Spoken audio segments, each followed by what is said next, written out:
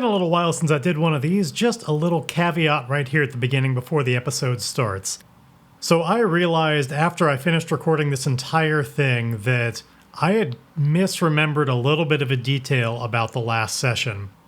Where we left off, Emile had asked Mina to be set up with, the real people in charge of this place, basically, to make an introduction. And he got a strong hit on that move, and Mina said that she would introduce him to the underground. Now, I remembered that she was going to introduce him to the underground, and that it wasn't yet defined what exactly that meant, but I forgot that the specific context was in being set up with the real power in charge of this place.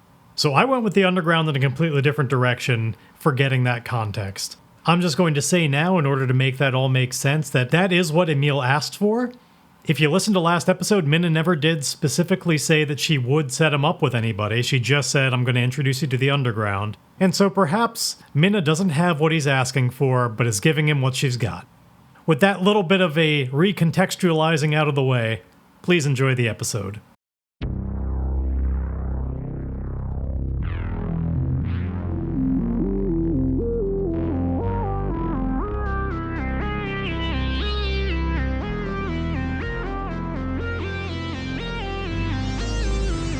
Stranded in space on a ship crashing into the atmosphere of an unknown planet, Emile Spencer knew that the only way to survive would be by his own wits and guile.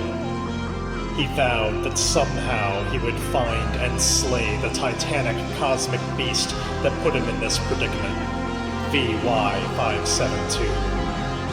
With every installment, we follow Emile's explorations and discoveries on this journey of revenge against all odds. I'm Midnight Jester, and this is the Left Behind Starforge series. Last session was a little bit more of a slow burn as Emile got kind of more familiar and acquainted with the Hyperion station that we've now boarded. I, as a player, also certainly got more acquainted with what it looked like, what we could find, various details about it, what are some of the people on board. Notably, Emile wound up talking to a thief character named Grudge, who was looking to hire on a crew for revenge, and while Emile was not interested in taking up that job, did wind up doing some kind of horse trading over some sector maps that would allow Emile to better get to Fern's homeworld. He's got a charted way to do that. And in addition, he actually was able to get some important information about a sighting of a VY572 smear. When going over some of Grudge's old data, Emile saw some footage of the smear in the recordings, though the data about exactly where it took place was corrupted, but Emile was able to get that as part of the deal. Afterwards, Emile met a different character named Mina, who was a mechanic over in the ship bay area because Emile's ship was pretty messed up and he needed to get some work started on it. Now, Mina has clearly been under some pressure lately due to the Laztec influence on this place and not wanting them around, and as a result was in quite the, let's call it gruff or irritated mood. Was not especially friendly towards Emile at first, but opened up a little bit when Emile mentioned his intentions to try and undermine Laztec, and where we left off was Mina suggesting that Emile should meet her back in the bay at the rough equivalent of 2 o'clock in the morning, sometime late at night after most people have gone to bed. Now, this is a space station, so I don't know exactly what they base their time on, but there clearly still be certain schedules that people tend to go by, and Emile is going to meet Mina after hours, and why don't we pick up from there? So this time Emile enters the hangar, and work is not being done. All of these ships have been set up. It's a very hollow kind of area. Noise echoes and carries quite a bit because it's just relatively lifeless. I think the lights are basically out, though. I did this before when we were on Cinder, and I like hangars where the lights aren't off. They're just in that kind of dim red light everywhere. And I'm going to do the same thing here. I just like that look. So Emile is wandering through this dimly lit area just coated in red light and just waiting for Mina, musing over is this a setup of some kind? He thought he read the situation well, and he hasn't done anything especially incriminating, thankfully. He's just kind of hanging out in an area where nobody is. He doesn't know exactly what Mina meant when she said that she was going to introduce him to the underground. And he's spending this opportunity now to kind of ponder over whether he's made a mistake. But before he can come to a direct conclusion on that, Mina does indeed show, and Mina is still alone. Dressed in the same kind of outfit as before, still in kind of your work clothing, kind of coverall sort of mechanic sort of uniform she'd be wearing before. She comes up to Emile and tells him in a hushed voice, "Follow me, keep your mouth shut, and walk with purpose." I think Emile immediately understands what she means by that. We're not going to be, sneaking about from place to place. You're going to use the sort of social stealth of from a distance.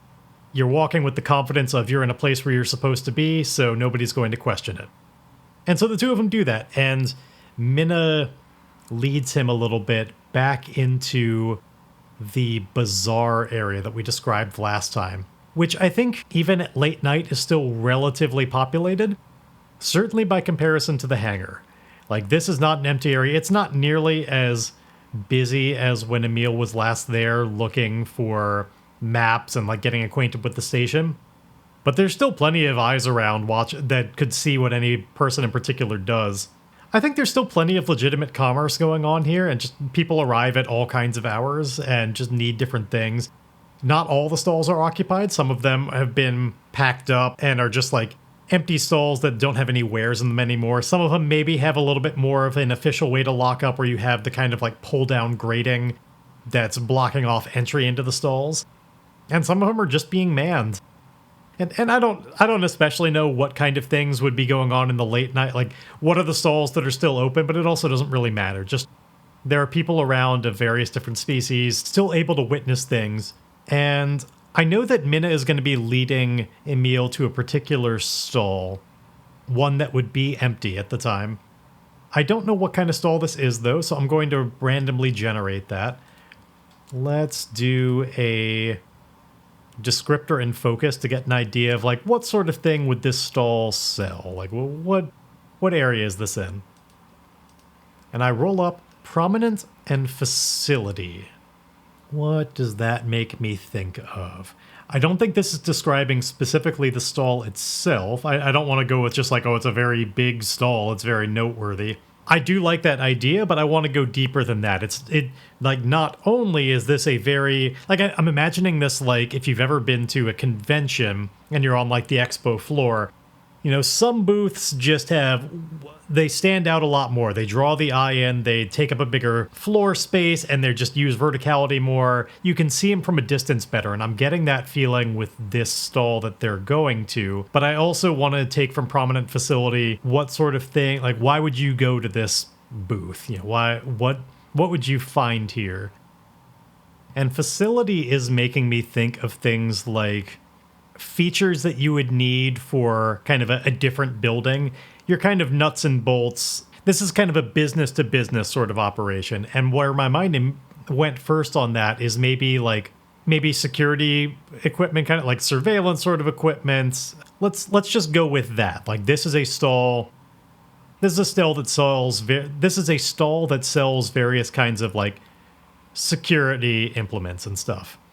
And it is one of the ones that definitely has, like, it is shuttered in and closed for the time being. It still has wares inside. Oh, you know what I actually want to go with? This doesn't especially come from prominent or facility exactly, but it's where my mind eventually went. And so I'm going to go with, I like the idea that maybe one of the bigger, more prominent installations here is like a pawn shop. I want to go with that sort of classic, like, it's your general store. It's your place that will, like, they'll buy whatever. They have a use for all kinds of junk. If you can't find a specialized stall for trading in whatever you've brought here that can give you enough value, if nothing else, you can come to this pawn shop, which we're going to give some kind of a name. I don't have it yet, but whatever you have, they'll buy. You may not get a wonderful price, but they will buy it. And so it's just a pretty big place that is almost kind of like its own little mini bazaar, in that you can find all kinds of just like weird odds and ends that don't go with much of anything. It is indeed shuttered closed. Like, it's way too much to just pack up at the end of the night. It would be way too big of a headache to bother with any of that. But it is shuttered closed with with pretty thick metal blinds that are locked in with like an electronic lock. There'd just be kind of a keypad there, and Mina leads him up and like shielding the pad from his eyes a little bit. Mina walks up to the pad, types in the code, opens up the shutters, and leads Emile inside. The whole time just kind of walking with purpose and confidence. They get inside and have the shutters closed again behind them, which I think is just kind of like a button you can push on the inside to lock it down. And I do want to figure out like what's a name for this place. How am I going to determine this one? How am I going to spark my creativity? You know what I'm going to do here? I'm going to use some faction oracles, which I've never done before. Obviously, this building itself is not a faction, but given Mina's like access and everything, it seems to relate at least a little bit to some kind of a faction using this place, and maybe that'll inspire a name a little bit. For the faction name template, I've rolled. It'll just be Legacy Affiliation, and so that gives me United Accord. Its faction type is a guild, which I rolled up Assassins. I don't, with what I've already come up with as far as what's going on here, I don't want it that Mina is part of a group of assassins. Where this is just supposed to inspire a name. It's not that there's literally an assassins guild using this as a front or anything like that. That's not what I'm interested in. But what kind of name can I get with kind of some assassins theming here? I'm going to use assassins just kind of like with the sound of the word and make this like named after a person named like Azano. Just Azano Pawn. Doesn't really, like, most of those random rolls were pretty useless, but I was just looking for something to spark it, and we got there. So this is Azano Pawn. It's a big establishment here, well traded in, and yeah, you could find all kinds of little knickknacks here if it's important to go searching. Lots of, like, pieces of electronics, but also just, like, culturally significant items, or just, like, ore from a place. It's just, it runs the gamut. Like, you never know what you're going to find in Azano's. There might even be some kind of slogan representing that where it's just like, it's like Azano Pawn, see what you get this time. Mina continues to lead. Emile does not want to be the first person to say anything. Like, even though they're outside of prying eyes and ears, he was given instructions to keep his mouth shut and doesn't know when that won't be true anymore, so just leaves it up to Mina to determine when it's okay to talk. He's just kind of following silently as she brings him to an area in like a back room of this place and then lifts up a floor panel. And she like knocks around a little bit to find it. Like, this is not something she's done recently. She needs to kind of find it, but does some knocking, finds a hollow spot, takes a tool that she's got on her like tool belt, a little bit of a pry bar sort of thing. It's kind of like when you are taking a plastic housing off of something where you have to kind of unclip all of the clips along the way. She has to kind of like keep getting it along this various part of the panel, get it fully unclipped. But when she does, she like asks for Emile's help, like, all right, take that part. And 1, 2, 3, lift. And they get it together. It's a pretty heavy piece of sheeting. Like, this is not just like a very easy, quick thing that you could move out of the way. But working together, they uncover just like a small ladder that heads down into a place not especially clear from the top. The two of them kind of move the plating out of the way, and Mina gestures towards the ladder and says, all right, you first. And Emile is more than happy to, and climbs down the ladder, and notes that, like, as she goes after him, like, she hasn't replaced the plating or anything. Again, it's too cumbersome to really have that be something you could really do from the ladder. You know, this is not a quick hideaway thing. It's access to a different location. And they get down below, and it's just kind of like these wide utility tunnels where you can see it's mostly like there's not a lot going on down there, but they stretch out. There's room to like theoretically drive. You could like easily drive like a forklift or something larger and more industrial down here. I've been imagining this when I came up with like, you know, what would the underground mean? My starting off point, if it helps you imagine this, is if you're familiar with the way Disney World works, everything on ground level is technically a floor up because all of Disney World is built on top of an underground facility that they made full of what are known as, I think, the utilidors or like utility corridors, stuff like that. There's a whole underground network of tunnels that allow people to get from point A to point B unnoticed. And that was kind of the touchstone for this. So it's these wide tunnels, and in the case of Disney, stuff like, trash runs through here and all kinds of power, and it's basically the same here. It's a network of tunnels where the utility stuff that you want to keep out of the way and not especially visible up above, it all happens down here. And I think Mina gestures and goes, "All right, welcome to the underground." And Emile says, It's quite a structure. So what exactly is down here?" And Mina goes, "Well, to be honest, I don't know exactly what you're planning or how exactly I can help you, but these tunnels, the underground here, they pop up at a lot of different places. You can get pretty much anywhere on this ship, and importantly, you can get there without being seen. I don't know where exactly you need to get to, but I imagine it would be helpful to do it outside of the eyes of Laztec and certain other people that might ask a few more questions. So, I introduce you to the underground." Emile goes, "Well, that definitely, yeah, okay, I can definitely see the use in that. Do you know where all it comes up out of here?" And I think Mina just kind of shrugs, goes, "Okay, do you know your way around?"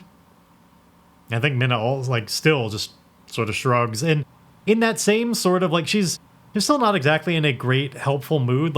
She's giving him the bare minimum. She's giving you the kind of mentality of "Hey, this is what I got for you. Take it or leave it. All I do know is wherever you wind up going, I'm going to come with to make sure that you're properly representing your intentions. Let's just say that. I've got no reason to trust you yet, but if you're doing what you say you are, I want to help you. So, what's step one? Where do you need to get? And maybe we can get you there."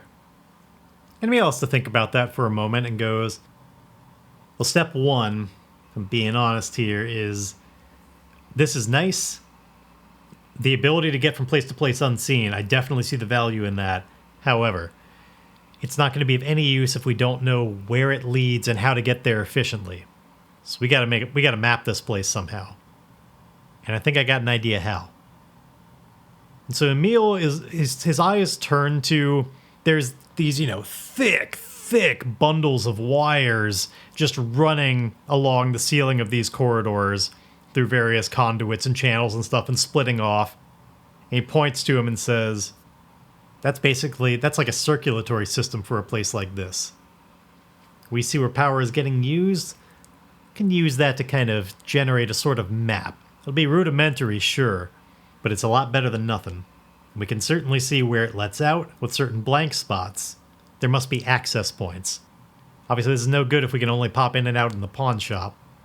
But I take it to understand there are other spots here. And Mina goes, "There's definitely other spots. I don't know them offhand. I know about this way in from a job I've had to do in the past. And, well, let's just say we're lucky that Azano's never changed the code. Clearly their security is at least a little bit lacking. So how do we use the conduits to map?" And he goes, "Oh, you leave that to me. That's what I do." And this is where, Emile is taking the cord from his belt pouch and he finds something to climb up on, maybe with the help of a little bit of a boost from Mina, and works his way up until he can just get hands on the conduits. And he puts on maybe some kind of a puck connected to the cord that he can just mount on the cable and connect to it all. And to be clear, what's about to happen is definitely not necessarily nothing we could do with our current technology. It's definitely a little bit sci-fi-y, but I feel like he connects to the power and he sends out these little pulses from his own device that he can measure, timings and stuff, and uses it almost like injecting a radioactive dye into a bloodstream to see the circulatory system. I'm imagining that as a comparison point for this. So he hooks it up and he's doing his own coded pulses that allow him to best measure things, and through various sci-fi mumbo jumbo, uses the power fluctuations to find out where is power going through all of this. And we're going to definitely represent that through a roll. I think it would be fair to call this one a gather information Because it's basically some combination of like researching, analyzing evidence, conducting an investigation, and we're definitely going to get a benefit from his tech asset. It's sort of like hacking it, certainly in the sense that he is using the resources to get him something that would not ordinarily be the way this works. Like he is hacking what's available to function as a map, and it's based on an electronic system. So I'm going to give myself a +1 from that. Otherwise, this is a wits roll for gather information. Wits with a +1 says... Alright, we start off with a weak hit that I could turn into a strong hit. Now, on a weak hit, the information provides new insight, but also complicates my quest. I'd envision what I discover and then take +1 momentum. Whereas on a strong hit, the benefit would be I discover something helpful and specific, the path I must follow, which in this case would be literal, it would be the path to follow, or action you must take to make progress is made clear, envision what you learn, then take +2 momentum. So do I want to hold on to momentum, or do I want to build it back up from scratch? And getting the strong hit would kind of help me do that a little bit, so I wouldn't be losing that much. The big difference in my mind between the strong hit and the weak hit narratively is I think on the weak hit, I'm going to get a map, but it won't be clear like where the various access points are. Whereas on the strong hit, I'll be able to pull up not just the map of like the corridors based on how the electricity is flowing, but also clearly where are the different points that you can get out along the ship. It would be the best version of the information. And I think partly because I don't have a great idea of the next way that I would come up with that, rather than just exploring, and I don't want to just bumble around in the dark for a while, I think I will use the momentum to get the strong hit. So I'm going to burn that momentum to get the best version, where indeed he has great success here. He's built up his momentum. He's able to get this nice complete map loaded up onto his console and displayed. And I think he's even going to set it in a way where, like, ordinarily his AR would only be visible to him. We described in the past how like anybody could see it in front of his face, but it's like very out of focus. So it's hard to see what specifically he's looking at, but you could see that he has, user interface going on generally. But I think he's going to, perhaps there's a way to also project this out so we can have kind of a depiction of like, here is the map as discovered, and Mina sees this process happening live where like, I think it doesn't all happen at once. There's like various pulses that like, the first pulse kind of gets this area, and then this one, it like slowly fills in, almost like if you've ever watched like a robot vacuum filling out its map by bumping into things, and like slowly you get more and more pieces of the picture. It's kind of like that. I feel like today I'm making so many different analogies to other things to better understand what's going on. That's just where my head is today. But eventually this map becomes clear, and Emile has kind of a representation of where they are starting with, and then unhooks everything and says like, well, voila, here's what we got. This seems to be basically what's going on in the tunnels. Now, if there's areas where the conduit doesn't go, that's not on here. There might still be more to these passageways. I don't know. But at the very least, we got points here and here and here. And like, I think he's going to puzzle over it with Mina a little bit to figure out like, okay, given all of this, where do we want to go? And Emile is voicing out loud like, so what I'm looking for definitely got to be powered. So it's got to be on this map. Because ideally, what we want is somewhere this station makes jumps from time to time. Hyperion goes from sector to sector. It's the whole point of the lawsuit is it uses this technology, and that's going to require a tremendous amount of power, and it's going to be guided by some kind of computer system. So we need to figure out. And he shows on the map, he like alters some of the settings on his computer to depict sort of like where the biggest areas of power draw, and it like colors them in different colors or like different brightnesses and stuff. And as he messes with those settings, he's like, bingo, and he like makes a big circle in the air and says, or it like circles a few different areas and determines like, these are our biggest power draws on the ship. But here's what I like about this one, and he circles it. A lot of the stuff that we got is up above. Back here, if I got my bearing straight, that's clearly back in the hangar where you and yours are fixing ships all the time. Got its own kind of big power draw, as well as the energy shields that are keeping out the vacuum. That's got its own big power draw. Got a large area where we got some power, but not too much. I think we got the bazaar here, a lot of commerce, the rooms. But over here, you see this area that goes farther down below than what we are now? That certainly got my attention. anything that deep in the guts of the ship has got to have something to do with operations. It's either dealing with life support or navigation or something, but that's the area that's got my interest. And so he certainly knows specifically where he wants to get to, but I do want to make it a little bit more complicated than just like you can just get there. I definitely don't think that there are just utility corridors that go directly to it. It's not that simple. You would have to access it through a different means. Yeah, why don't we have them learn that kind of in them, like they're following that map and following it to where like how the power goes and determine like the power certainly continues, but the corridors do not. Like when it goes downwards, it goes into just channel goes downwards, but path for a person does not. And he says, well, there's our problem.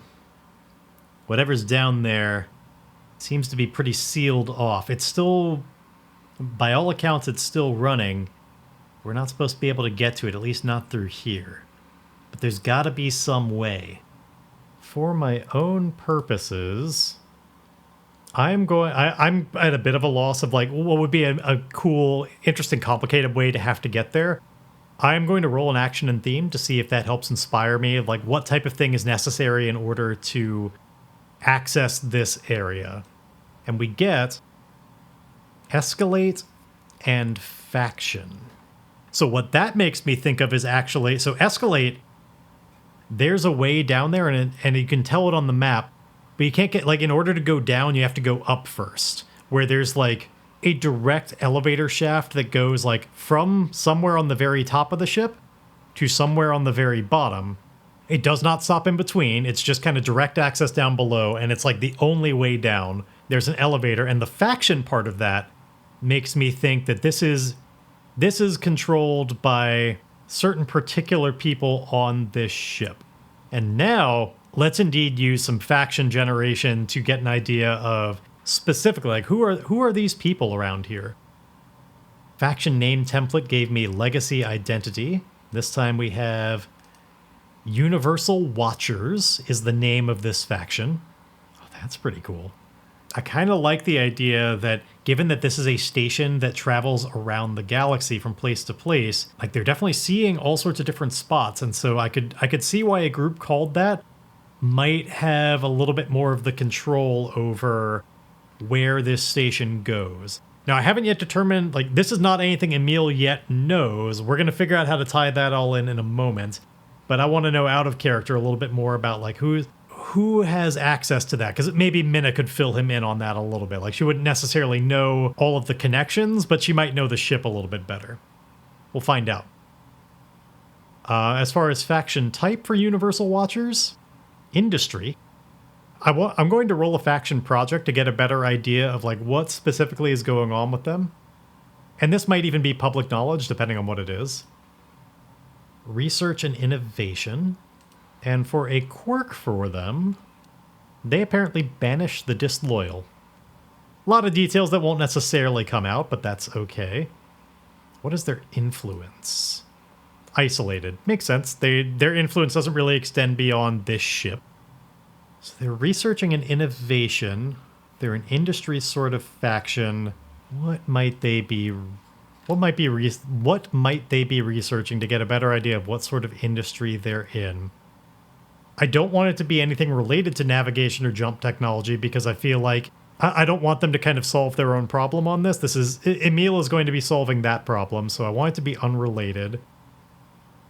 So I want to tie this all into like, I think it would make sense that the people that have access to the navigation down below are like the specific subset of people in Hyperion that are like, you could draw a direct line between them and the initial like ship builder. The family that, where it was important, this sense of like no hierarchy or anything like that. The Universal Watchers have had a hand in Hyperion from the beginning. I think they were certainly responsible for the creation of Hyperion out of the various different parts. They may have even existed as a faction before Hyperion existed, and I think what they want... I think I'm actually going to pivot this a little bit. I sort of like the idea that it's not this full faction of people exactly. The faction is one person, like the builder of the ship. He's like venerable at this point, And he himself is the Universal Watcher. I see him maybe as almost like this, not full on like Howard Hughes kind of character, but somebody who's been known, like, has a not position of authority within the Society of Hyperion, but respect for having been here from the very beginning, the sort of like the father of Hyperion, way up above, secluded in like their penthouse sort of thing. Perhaps they keep a bit of a surveillance over everything going on in the ship, are definitely a recluse at this point, getting very old. I think the innovation that they're researching has been, I want to say something maybe like medical, like some kind of life-prolonging research. Nothing that has been finished. It's not like they're being kept artificially alive longer than they should be. They're just very old and are looking for solutions to be able to live a longer life. I don't think a lot is known about that publicly. As Emile points out that area, Mina is able to tell him, oh, up there, that's the builder's penthouse. And Emile goes, hey, what? Let's roll up a name for this person. I've got Kiera and family name of Thorn. Kiera Thorn. I'm not going to roll a call sign for him because that feels less fitting for this sort of person. Their character role is an engineer. Kind of makes sense. Responsible for building all of this ship. So, an old venerable engineer who is accented. I was rolling up a couple of first looks. Accented and youthful. If youthful, it would definitely be artificial. Actually, yeah, let's roll with that. Where this is the sort of person that, like, he's very old, but has been considering the research to prolong life. Maybe this is the type of person that has a lot of, like, plastic surgery and various artificial things to try and hold on to a youth that is not there. Kiera Thorn is not comfortable with their own mortality. He is trying to just hold on to youth as best as possible, and perhaps recognizes it's not working as well, and like it leads to this reclusive behavior because he doesn't like his like artificial look and feels just judged by everybody even if they don't. After a time, it just came to a head enough where he just hides up above and isn't seen by a lot of people anymore. Yeah, Mina goes, that's the builder's suite. Kiera Thorn lives there. And Emile goes, forgive me, I'm not Kiera Thorn. And she tells him all about how, yeah, the initial founder of this place, like, Hyperion wouldn't exist without him. I'm not saying he did it single-handedly or without the help of lots and lots of people, but the whole design of this place, that comes from him.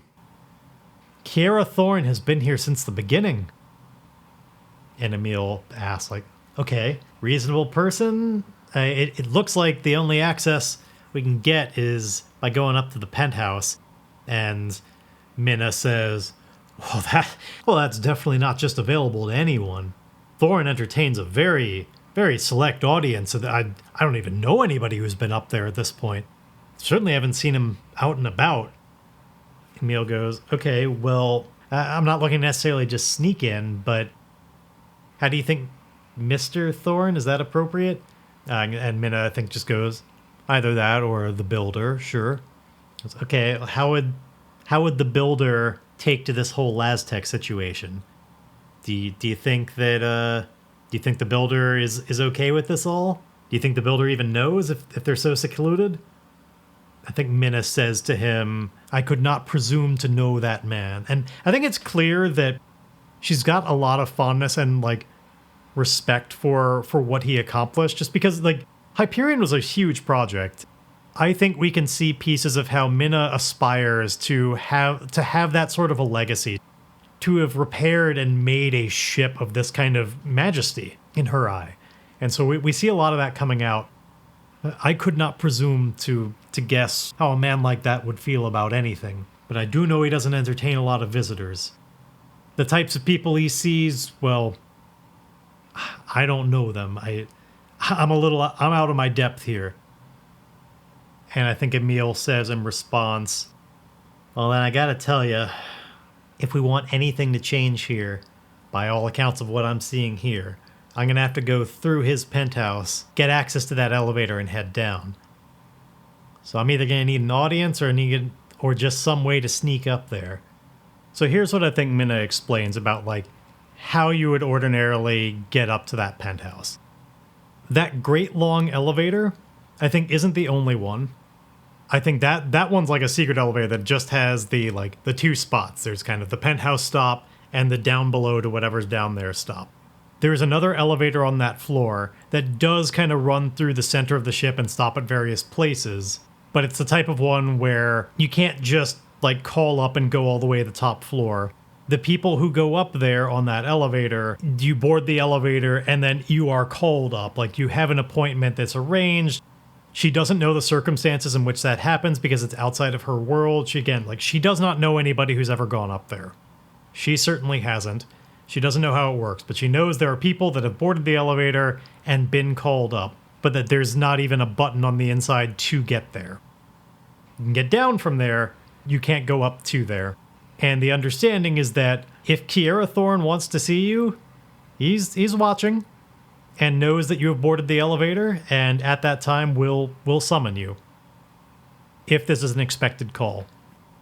But in addition to that, Emile has determined that there is a long series of ladders in different places that it'll be very tiresome, but if you wanted to get up to that top floor without being specifically summoned there by the builder, by Kiera Thorn, there is a way through the utility corridors and a series of ladders to like climb your way up there. It'll just be rather tiring by the time you get all the way to the top of the ship. And Emile says, well, for various reasons, I don't think I'm going to take the elevator. Not only because Thorn is not expecting me and I have no reason to think he'd summon us up there, but more importantly, this access that you've given to do things in the shadows is important. I feel like Laztec would see and take notice to me boarding that elevator and being summoned to the top. It sounds like that would be a big deal. It's not that frequent of a thing. I don't want them to know that's going on. And so, looks like I gotta do this through the back door.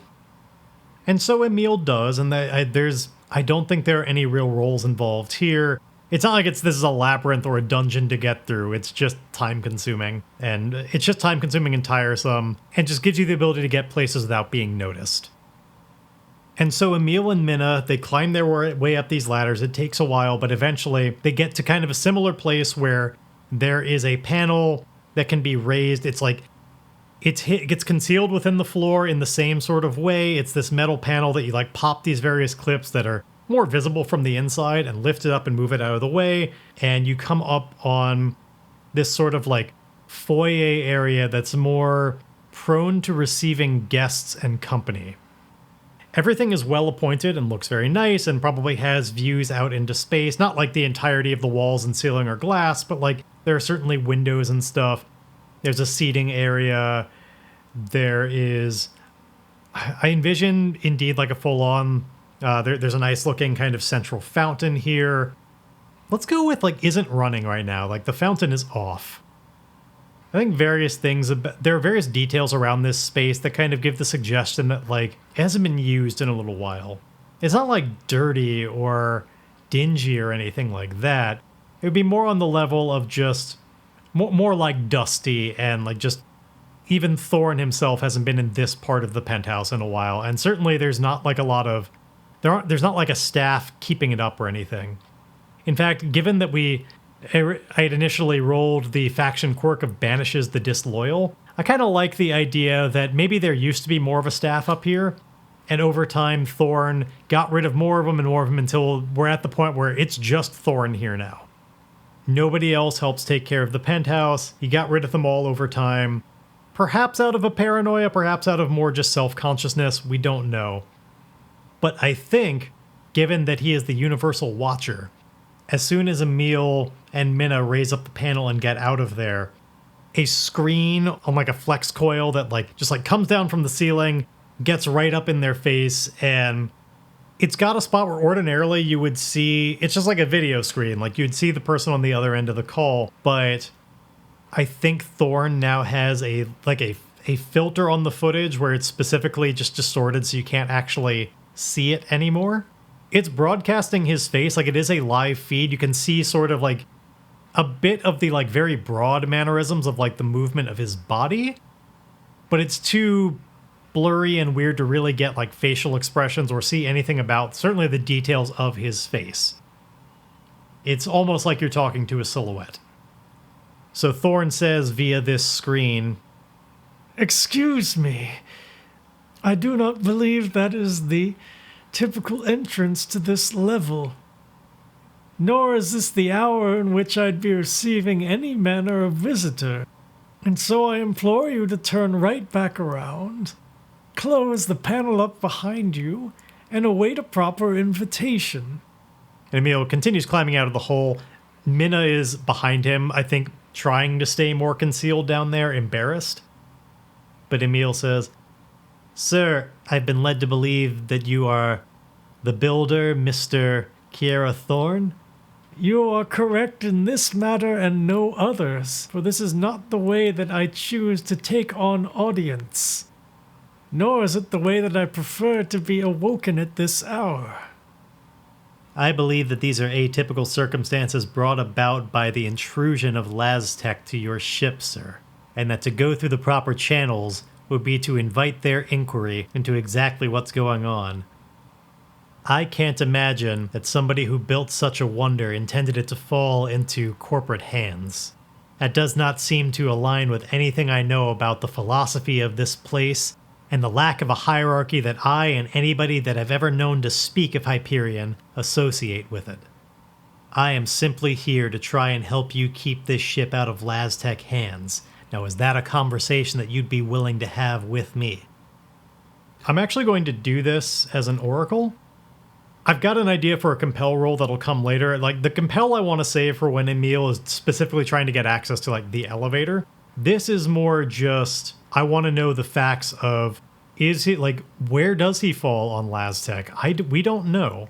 So I'm going to do this as a fate move. I'm asking the oracle, does Kiera Thorn want to keep Hyperion out of Laztec hands? But I'm actually going to only put this as likely, not full on almost certain. And the reason is, I think that a company like Laztec has a lot that they could offer Kiera Thorn, who is trying to artificially prolong their life. I think that at a younger age, Thorn might well have wanted nothing to do with Laztec, but if they have the answers he's looking for, he might be willing to entertain an offer. And so I'm going to let this oracle roll inform, like, have they kind of gotten to him a little bit? Let's see. So does Kiera Thorn want to keep Hyperion out of Laztec's hands, with likely being the odds? No. And indeed, I rolled a 96, which is so high that even on almost certain, we would have had this little wrinkle. So this is exactly why I wanted to roll for it, because there was always this possibility that what this represents is that, yeah, they've kind of gotten to Thorn. So it's not that he'd be immovable on this, but I think Thorn recognizes what's going on, like knows that Laztec is trying to wrest control because he's been watching what's going on. Now, Laztec, I don't think, knows about Thorn. They're not familiar enough with any kind of, like, who might be in charge here to have, like, reached out and spoken with him. Based on what Deuce said, that clearly hasn't happened. However, Kiera Thorn recognizes that maybe he could reach out and strike a deal and, like, set everything right and get what he needs out of the situation. And he's been mulling it over, and I think it becomes clear after there's like a pause on the screen when Emile asks that question.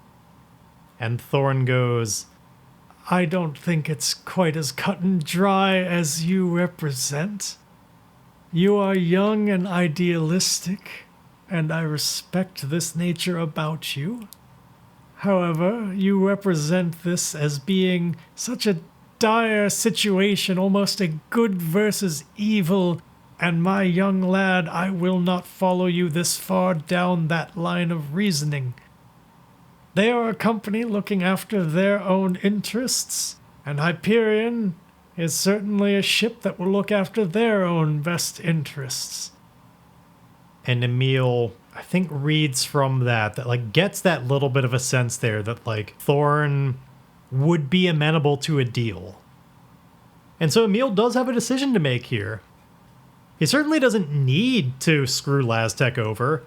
Like, if it turns out that, like, the builder would be willing to make negotiations, and while he doesn't have an official position of authority, like, if anybody did, by all accounts, Kiera Thorn has access to the down below to be able to set where this ship goes. It could do what Laztec wants to like get back within the terminus. All kinds of possibilities. Like, we have a choice to make here. This is one of those telltale moments where Emile is stuck between Thorn, who maybe more wants to just deal with Laztec if the opportunity presents itself, and Mina, who definitely doesn't want to and is very unhappy with Laztec's overreach of this situation, and Emile is literally between the two right now. I think Emile would still lean towards trying to do things the screw over Laztec way, just due to his personal history with them. So Emile's going to try and change this a little bit. So how could he get somebody in that position to try to open up the door? How could he change Thorn's mind if he doesn't agree that he just wants Laztec out of here?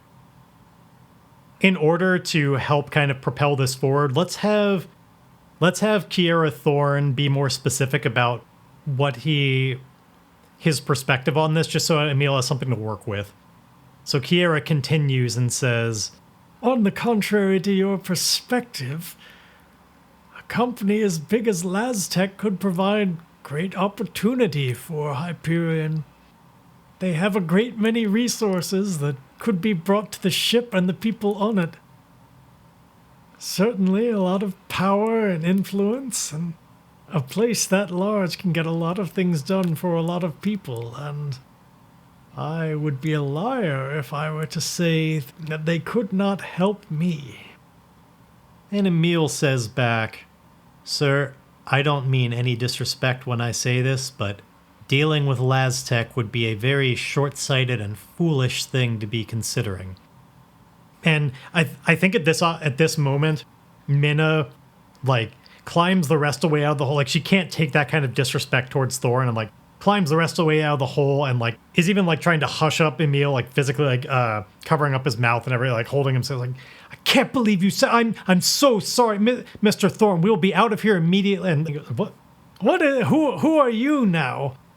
How many people are going to be coming here uninvited this evening? I am so sorry. My name is Mina. I work down below in the hangar and have only the utmost respect. I'll remove him right away. And Emile goes, no, you have to listen to me. I worked for Laztec, and I know firsthand how little they prioritize other people outside of the company. Being specific would be legally complicated for me due to paperwork that I've signed. However, I know that they will extract everything they can from you and give back as little as possible.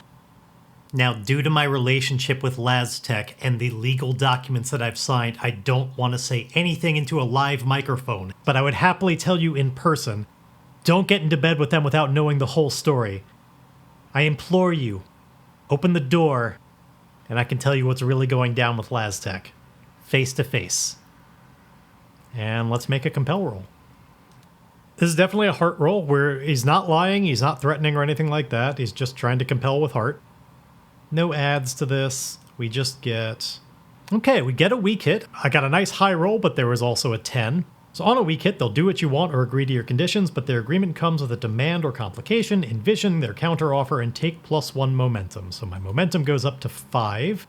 And I feel like the complication or demand has definitely got to be related to how, like, face-to-face itself that's a no-go. Like, he doesn't want to be... Like, Thorn does not want to be seen by Emile. He's too self-conscious about that, so I do want it to be more of a complication than just all the lights are going to be off. I want something else that kind of will affect the real narrative. Like, what will we have to do differently about this meeting as a result? Oh, I know what it is. It's not that the lights are going to be off. The Universal Watcher certainly recognizes Emile has his own kind of capabilities of recording, and like he's got his AR interface and all of that. Emile could absolutely be just recording his environment, and this guy is way too self-conscious about exactly how he looks, does not want it getting out there. And so the counter offer is that Emile and Mina can come in. However, Emile has to basically disarm himself of all of his tech.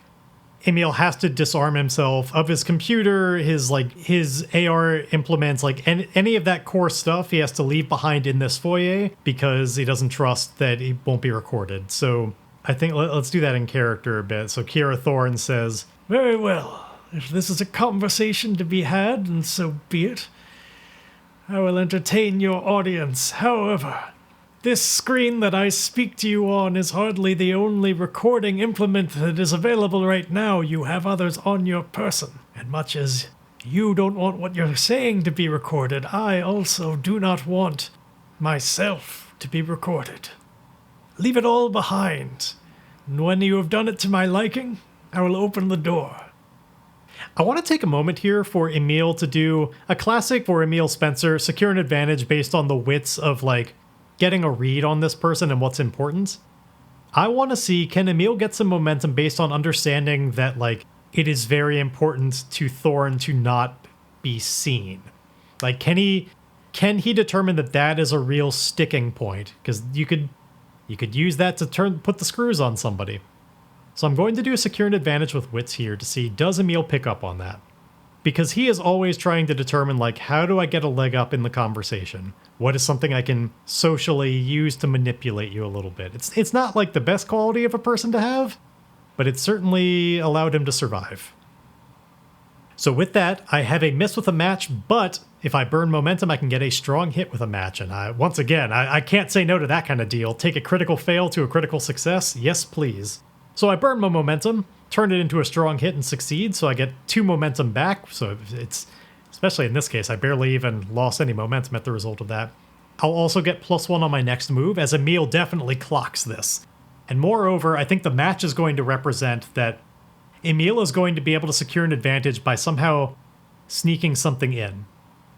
I think that he takes the big showy things off, but there's going to be something secretive that he can sneak behind that does still record things, like something that's maybe visible, but less obviously. Perhaps there's a device, like almost like part of the AR component, we're going to say is like right in the very corner of his eye, like it's like a surgical implement. It's this like tiny metal device there that projects some things like directly onto, like, in front of his eyes and stuff. It has its own little fiber optic camera and all of that. Like, it's not full on like a cyber implant kind of thing, but it's not far off.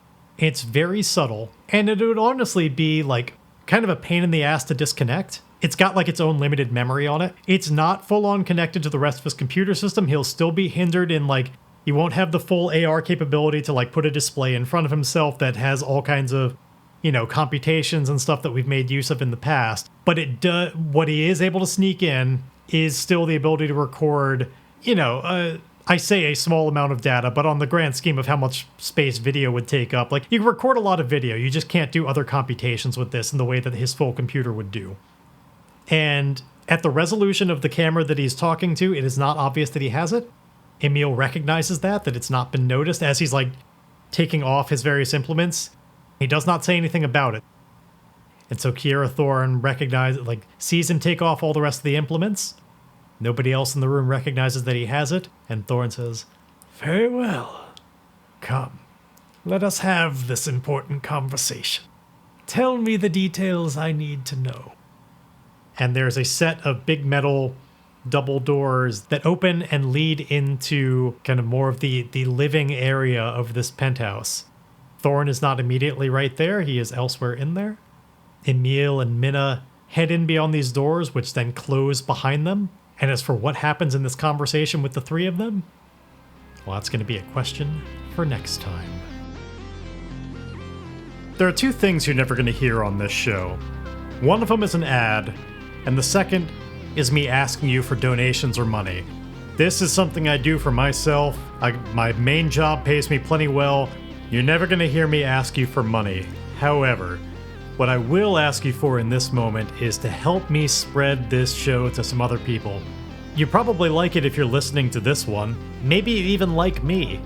And all I need you to do is just whatever podcast platform you're listening on right now, just give it a rating. I'm not even going to tell you which one to give me. Just the more ratings I can get, the better it's going to show up in search results, and I'll be able to get a greater and greater audience, and that'll really help keep me motivated to keep this going. So please, just take a quick moment to give me a quick rating.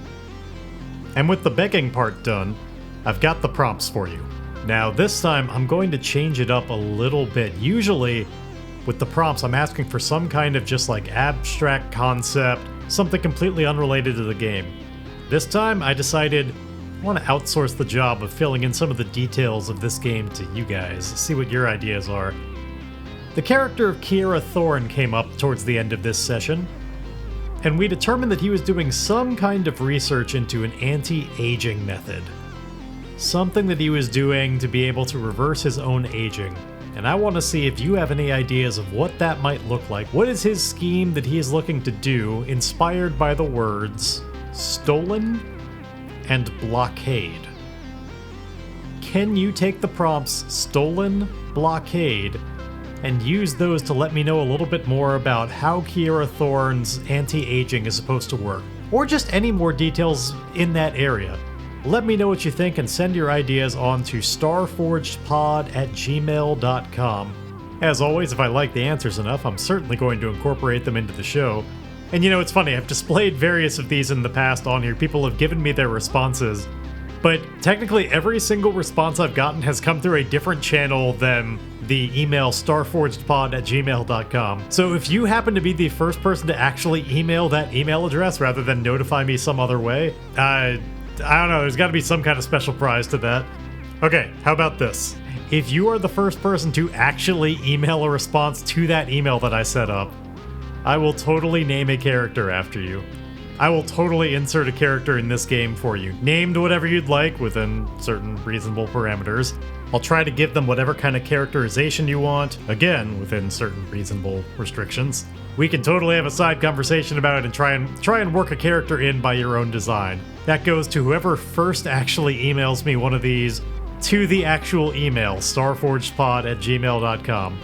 It's more just for my own amusement than anything, but whatever. With all that out of the way, play me out, music.